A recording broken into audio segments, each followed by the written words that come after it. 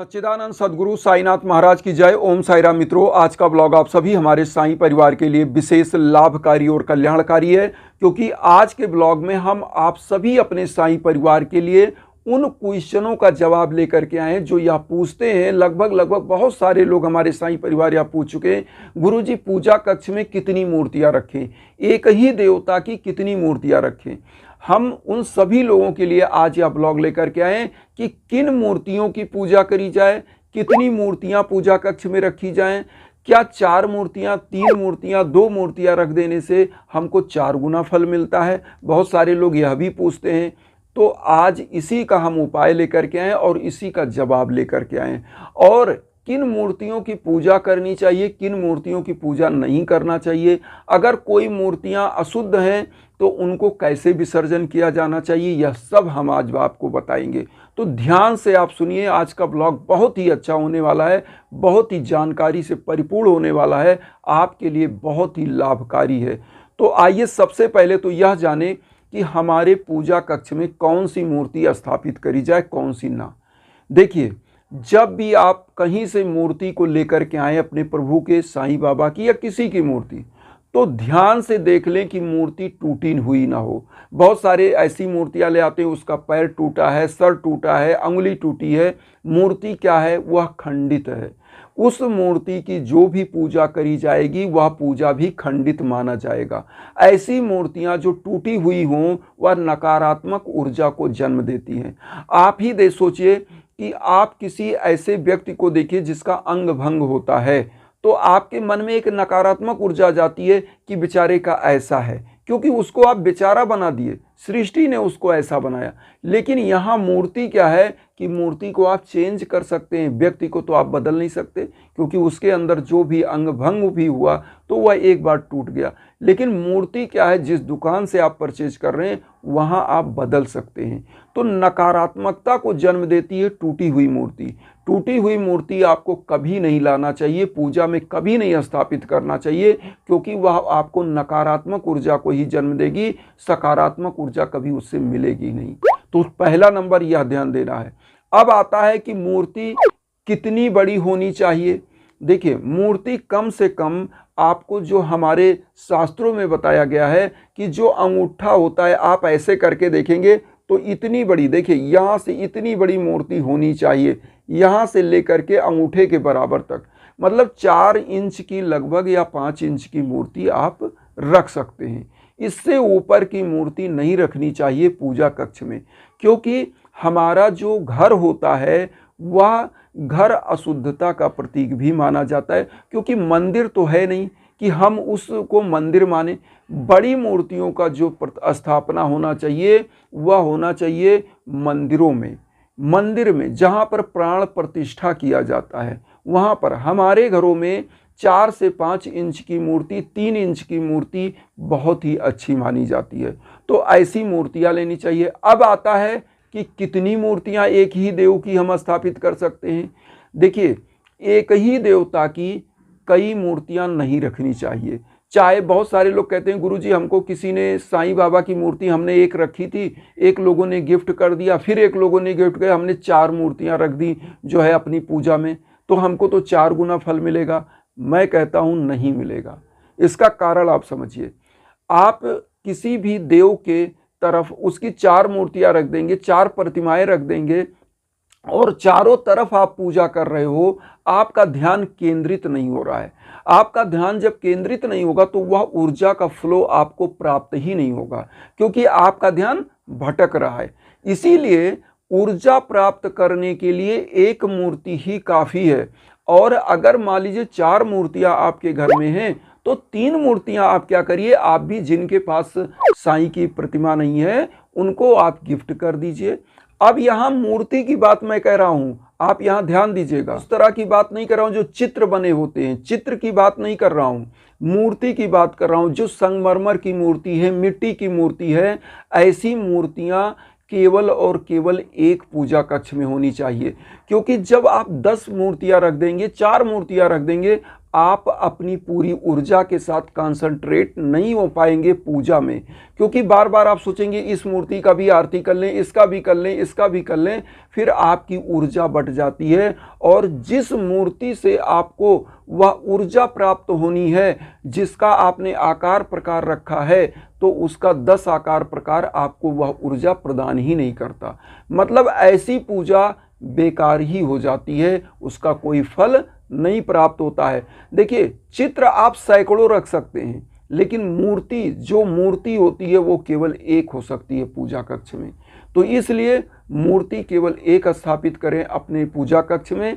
अब आता है सवाल कि जो हमारी पूजा कक्ष हैं उनका दिशा क्या होना चाहिए।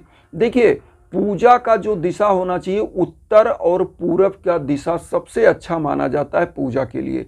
या तो पूरब दिशा में, मतलब आप खड़े होंगे पूरब दिशा की तरफ मुंह करके, और आपके ईश्वर की स्थापना जो होगी उनका मुंह पश्चिम दिशा में होगा। तो ऐसे जगह पर आप अपने घर में मूर्तियों को स्थापना करिए और वहां पर पूजा कक्ष बनाइए। तो सबसे बड़ा चीज़ तो ये हो गया।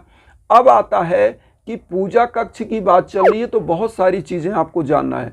बहुत सारे लोग क्या करते हैं, एक ही दीप को लगातार जलाते हैं, ना तो उसको धुलते हैं, ना उसको पोंछते हैं, ना कुछ करते हैं, ना उसकी साफ सफाई। पता चला तेल खत्म हुआ, वही दीप में फिर तेल, दीपक बदल दिया, बाती बदल दी, दूसरा तेल डाल दिया, हो गया।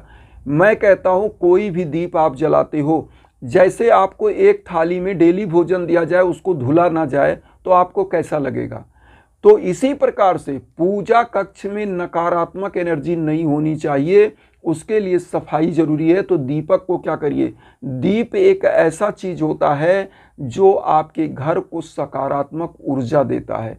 तो दीप हमेशा साफ सफाई कर लीजिए। जैसे बहुत सारे लोग पूछते हैं, गुरुजी हम मिट्टी का दीप जलाते हैं, जो मिट्टी का होता है पका हुआ दीप, तो उस दीप को भी आप धुल सकते हैं। अगर जला रहे हैं लगातार एक ही दीप को, बदलना नहीं है, एक ही दीप को जलाइए, थोड़ा सा पानी से धुल लीजिए, साफ सफाई कर लीजिए, कपड़े से पोंछ लीजिए, फिर उसमें तेल डालिए, दीपक बत्ती लगाइए, जला दीजिए, कोई दिक्कत नहीं है। आप किसी मतलब धातु का दीपक जला रहे हैं, पीतल तांबा जो भी, उसमें तो उसको भी आप धुल लीजिए, सफाई कर लीजिए, फिर आप प्रज्वलित करिए।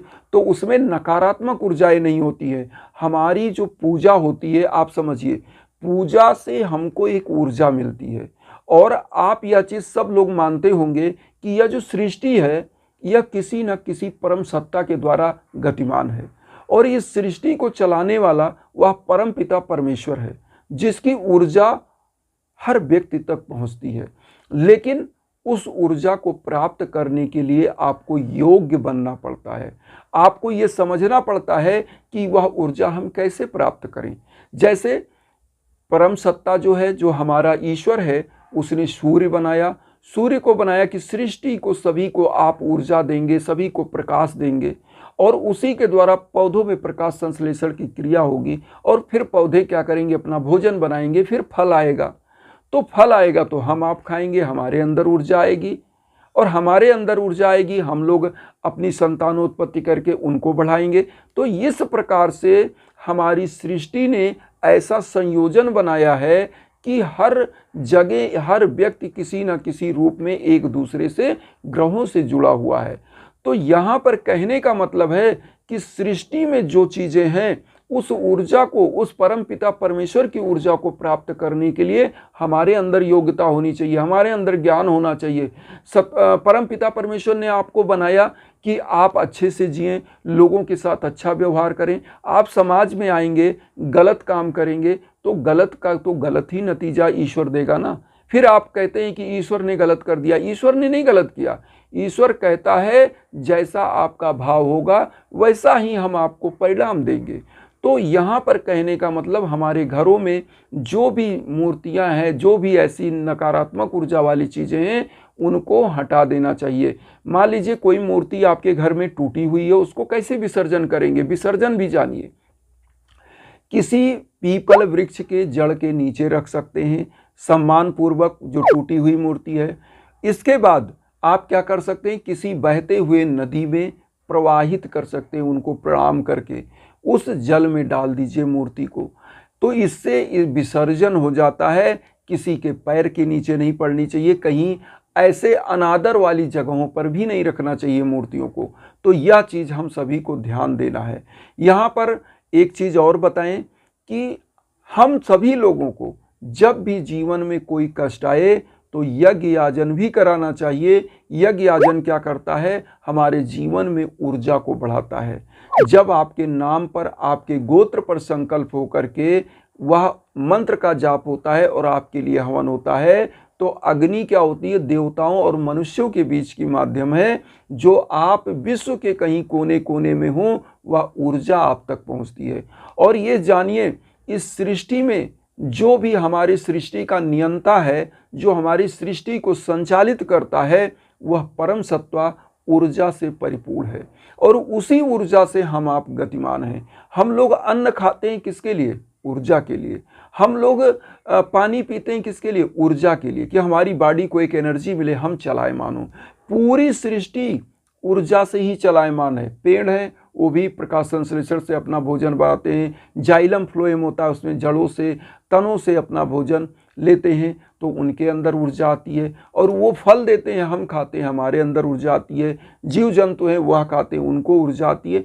तो कहीं ना कहीं एनर्जी से ही संचालित है और वही मंत्रों की एनर्जी होती है जो आपके लिए जब संचालित की जाती है, आपके नाम गोत्र पर संकल्प हो करके, तो निश्चित रूप से कल्याण होता है। इन्हीं भावनाओं के साथ एक चीज़ कहेंगे कि वसुदेव कुटुंबकम की जो भावना हम लेकर चल रहे हैं, उसमें आप सभी लोग अपना आशीर्वाद चैनल को सब्सक्राइब करके दीजिए। उन साई भक्तों तक वीडियो को जरूर शेयर करिए जो किन्हीं कारणों से कष्ट में, दुख में, इसी भावना के साथ ओम साई राम।